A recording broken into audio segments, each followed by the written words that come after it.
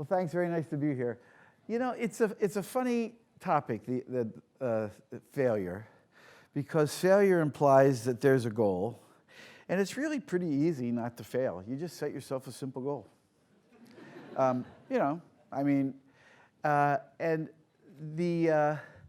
of course, part of the mantra that we all have here, sort of the subtext is that you have to fail. I mean, you can't, the 6,000 times or the 9,000 times or whatever it is, you can't succeed all the time.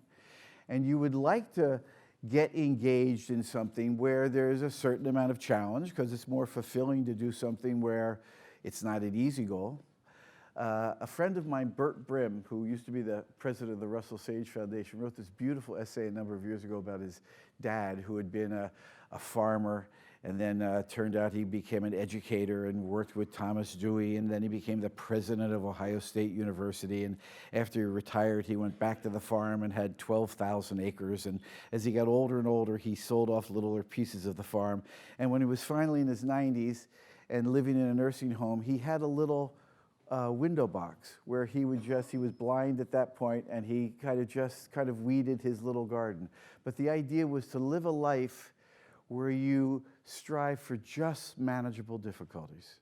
In other words, to feel fulfilled is to set goals for yourself that you can do, but it takes a lot of effort. And in some ways, the goal of living is to make yourself a success, but the way you do it is not just to strive, but to be clever about what kind of goals you set. And the trick is, how do you get that right? And so the idea of success, it is this tricky kind of thing. As I said, we can all, it's easy to succeed. How far do you want to go? How high do you want to climb up that, what's the goal? Eva's picture. I cannot do that. I don't consider myself a failure. I would be crazy. So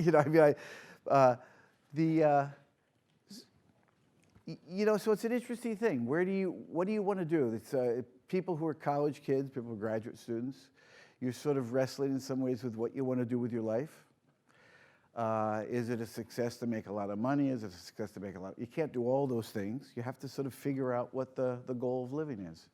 And there's no one goal of living. And you kind of discover it as you go along. And it's interesting to me, as I think back to my own career, as I make these decisions and think, was I a success or was I a failure? And as I think of the lives of my graduate students and postdocs, I realize that very often, particularly early in a career, because it's hard to know exactly where you want to go and what it means to be a success, many of the decisions we make are decisions not to say I'm going in that direction, but they're decisions to say, I'm not quite sure where I want to go, but if I go in this direction, it closes off all these other possible things that I might want to do. So I'll take this other direction because it still allows me to keep a lot of other things open. So you essentially make decisions to foreclose as few possibilities as possible rather than to move forward.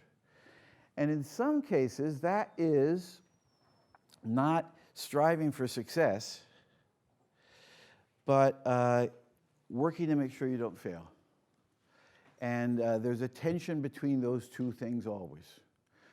Doing something that you want to go after what you want to go after, no matter what, versus hedge your bets and from a firm foundation, go someplace. Now, one thing I think is very sure that you can take away from all the talks today and other days is that since the people who are invited to come here have been successes, we all tell you about these travails that we've gone through, and at the end of the story is, you're a success. Isn't it wonderful?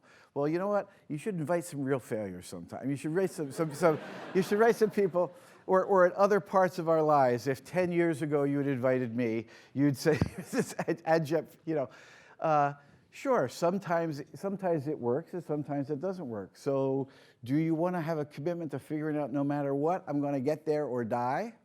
That's okay, you'll probably die. But that's okay, that's your decision. Or do you want to say, I'm committed to the process, and what happens at the end is something that's going to happen, and a lot of what happens at the end is just coin flips. As I think through my life, successes that I've had and failures that I've had. So much of my success are lots of things that I did, but so many things that were totally out of my control that just sort of happened in a certain kind of way. You just don't have any control over that kind of stuff. And at some point, you can do everything right, and it just doesn't work. So what do you do? I mean, what's the right thing to do? And the answer is, I'm not sure. I mean, I can, in retrospect, say, boy, wasn't it great that I made all these brilliant decisions? But the fact is, for all of us, they weren't really brilliant decisions. They were sort of, as you were saying, you know, you make a lot of decisions. You kind of, after the fact, you look back and say, Jesus, how the hell did that work? I mean, you know, it's just kind of crazy, but it did. So let me quickly stand back and tell you sort of the short version of my story. I grew up in a working class family in a little Quaker community out South Philadelphia where everybody was a farmer, and nobody went to college. My dad was a tool and die maker. He was very bright, and he patented several things, and it just so happened that he made a lot of money and he didn't have to work for the rest of his life. So he most of the time hung out with his friends, and he drank a lot, and he was sort of had a bipolar spectrum disorder, and he watched a lot of sports. And so I was interested in sports. I didn't really care about school particularly. It turns out I discovered retroactively that I was smart, but I didn't really know that. I knew I was going to go to college because my parents told me I was going to go to college because it was not going to be wonderful, and I wasn't quite sure why I was going to go to college. I wasn't sure what sport I was going to play. I played all sports. And, never really read any books, so I went to college and flunked out immediately. And I did well on my SATs because I was sort of inherently smart. I never studied a day in my life. I never did any homework. I just went to class and listened and sort of remembered things and would get sort of B's in classes. And when I flunked out of college, it was like, Jesus Christ, you know. And I sort of decided, well, I've got to figure out how to remedy this somehow. So I essentially went to night school, locked myself away for 4 years, and said, come hell or high water, I'm going to succeed or I'll kill myself. And so fortunately, I succeeded. And I graduated from college with all A's for the rest of the third year, and I applied to Harvard and Yale, and they immediately rejected me, and I got into some second-rate graduate school where I was the star of the graduate class and got my Ph.D. in 3 years, and then I couldn't get a job anyplace. And for 5 years, I roamed around trying to get jobs, and finally I got a job at the University of Michigan, having hung out in New York doing market research and getting kind of interested in doing market research. I was trained as a social scientist, doing public opinion polls. I worked at NBC, the television network, helped write a book on the effects of television violence on kids.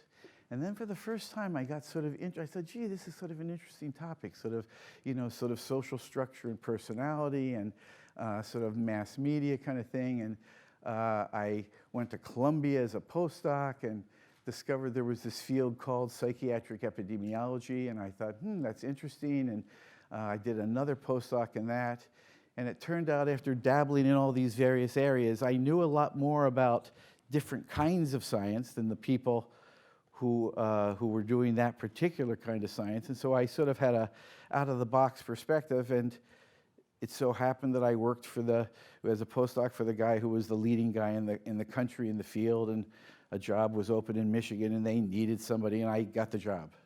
And then sort of 3 years later, I got tenure, and I got a $20 million grant, and then all these things sort of happened. And it could have happened very differently. It turns out that I never really loved the work. I was really mostly working hard to begin with because I had a fear of failure. It wasn't that I was going towards something, I was running away from this other thing. And a lot of people, that's why they do well. They have this fear of some kind of thing, that people called them a nerd when they were a kid, or they want to do something that they prove. And, but then over the course of time, I discovered that this thing I was doing, I actually kind of liked it. And then it sort of became this more positive valence thing, and I started playing with it. And because I was lucky enough to have gotten tenure quick, then I was able to start doing the kind of things you're talking about. You don't worry about what does the world say. I was lucky enough to have a career scientist award, so for 15 years I never had to teach a course. I just ran a training seminar and did whatever I wanted to do. And it was what an extraordinary thing. And at just about that point, the University of Michigan said, you know, you're going to have to start teaching because NIH did away with its Senior Scientist Award. And I went, holy Christ, I hate teaching. I just don't like students particularly. And at which point Harvard called me and said, would I be willing to come to have an endowed chair? And I said, do I have to teach? They said, no. And I said, I'll come. So, so here I've been for 20 years to Harvard, doing this kind of stuff that's sort of a little out-of-the-box sort of stuff, you know, sort of multidisciplinary sort of things, looking at the way things are in different ways, playing with it, being willing to have a lot of failures because that's sort of part of the process. You know, you try things out and you have lots of ideas and you let go of them, you cut your losses and move in sort of the broad direction, which is really the way science is going now. So much of the world is interdisciplinary. Nobody cares about biology or chemistry, it's biochemistry, you know, and sort of this cognitive neuroscience, not psychology. So there's all this interesting stuff coming from different places and putting it together in funny ways.